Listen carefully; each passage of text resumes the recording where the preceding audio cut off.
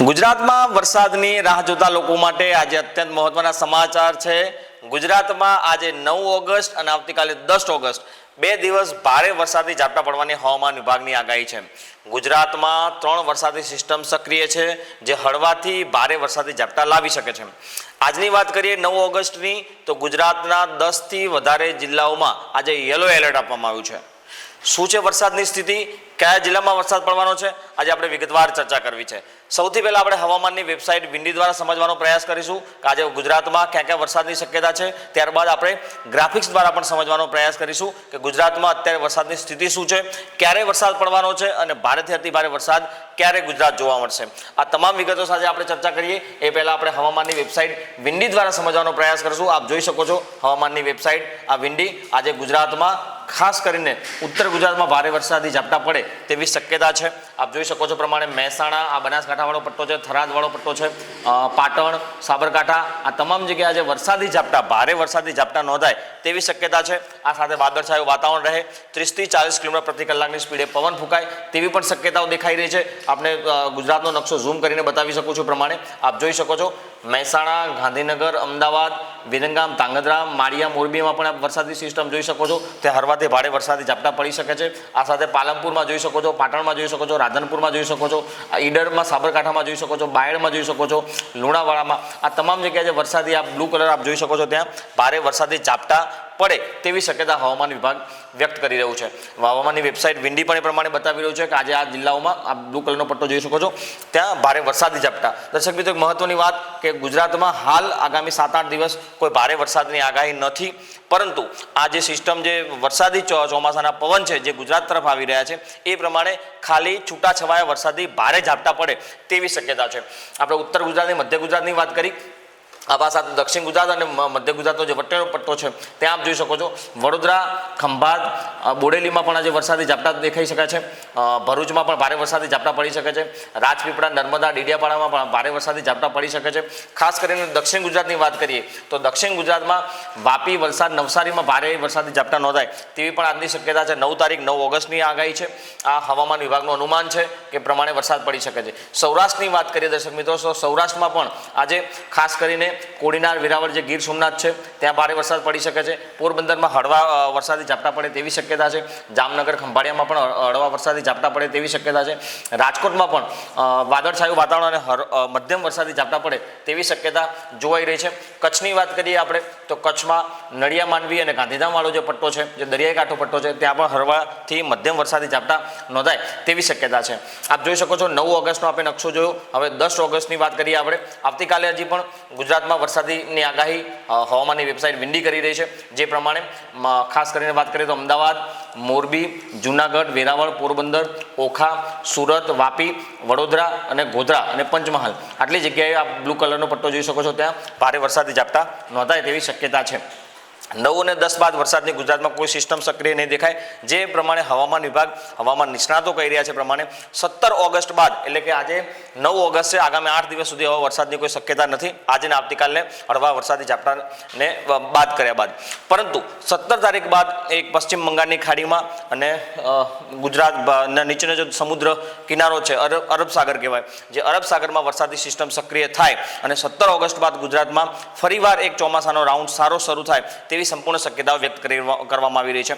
જેમાં ખાસ કરીને 21 ઓગસ્ટ બાદ એટલે કે ઓગસ્ટના અંતિમ પાછલા 5-7 દિવસમાં ભારેથી અતિ ભારે વરસાદ ગુજરાત જોવે, સારો અને સાર્વત્રિક વરસાદ જોવે તેવી હવામાન વિભાગની આગાહી છે। આપણે ગ્રાફિક્સ દ્વારા સમજવાનો પ્રયાસ કરીશું કે આજે ક્યાં વરસાદની આગાહી છે અને શું સ્થિતિ રહેવાની છે।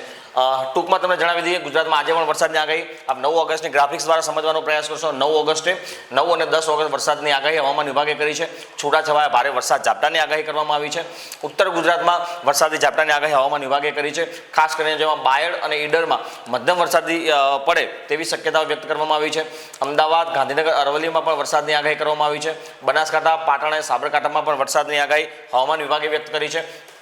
ખાસ કરીને વાત કરીએ તો 17 ઓગસ્ટ બાદ ગુજરાતમાં જે પ્રમાણે મેં અગાઉ કહ્યું એ પ્રમાણે 17 ઓગસ્ટ બાદ ગુજરાતમાં અતિ ભારે વરસાદ પડે તેવી સંપૂર્ણ શક્યતાઓ હવામાન વિભાગ વ્યક્ત કરી રહ્યું છે, જેમાં 17 ઓગસ્ટે જે વરસાદી સિસ્ટમ સક્રિય થશે અને ધીરે ધીરે ગુજરાત તરફ ભારે વરસાદ લાવશે એ પ્રમાણે 22 ઓગસ્ટ બાદ ગુજરાતમાં ભારેથી અતિ ભારે વરસાદની આગાહી હવામાન વિભાગ, હવામાનની વેબસાઇટો અને તમામ જાણકારો કરી રહ્યા છે, જેમાં ખાસ કરીને વાત કરીએ 26 ઓગસ્ટે તો 26 ઓગસ્ટે ગુજરાતમાં મેઘ તાંડવ થાય, સાર્વત્રિક મેઘ તાંડવ થાય તેવી સંપૂર્ણ શક્યતાઓ 26 ઓગસ્ટ બાદ જોવા મળી રહી છે। એટલે કે ગુજરાતમાં આપ દર્શક મિત્રો જોવા પ્રમાણે 22 તારીખ બાદ ગુજરાતમાં ફરીવાર એક ધમાકેદાર વરસાદનો રાઉન્ડ આવી રહ્યો છે, જે ચોથો રાઉન્ડ છે। વરસાદના 3 રાઉન્ડ પડ્યા છે।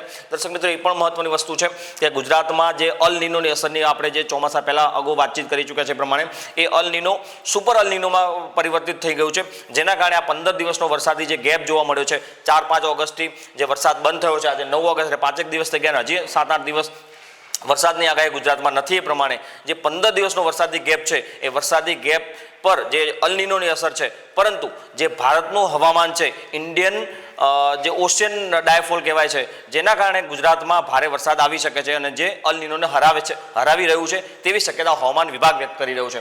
ખાસ કરીને 26 ઓગસ્ટે ગુજરાતમાં મેઘ તાંડવ થશે તેવી આગાહી કરવામાં આવી છે। હાલ હજુ 8 થી 9 દિવસ વરસાદની કોઈ આગાહી નથી। એ પ્રમાણે આજે વાત કરીએ 9 ઓગસ્ટ એટલે કે 17 આગામી 22 ઓગસ્ટની વાત કરીએ તો 9-10 દિવસ ગુજરાતમાં હાલ કોઈ વરસાદી આગાહી હવામાન વિભાગે નથી કરી, જેમાં ખાસ કરીને આજે જે પ્રમાણે આપણે વાતચીત કરી ઉત્તર ગુજરાત અને મધ્ય ગુજરાતમાં કે વરસાદી ઝાપટાની આગાહી છે, પરંતુ સૌરાષ્ટ્રમાં હાલ કોઈ વરસાદની આગાહી હવામાન વિભાગ નથી કરી રહ્યું। આપ જોઈ શકો છો પ્રમાણે દક્ષિણ ગુજરાતમાં આજે વરસાદી ઝાપટા પડે તેવી શક્યતા છે। વાપી અને દમણ દાદરાનગર હવેલીમાં વરસાદની આગાહી હવામાન વિભાગે આજે કરી છે।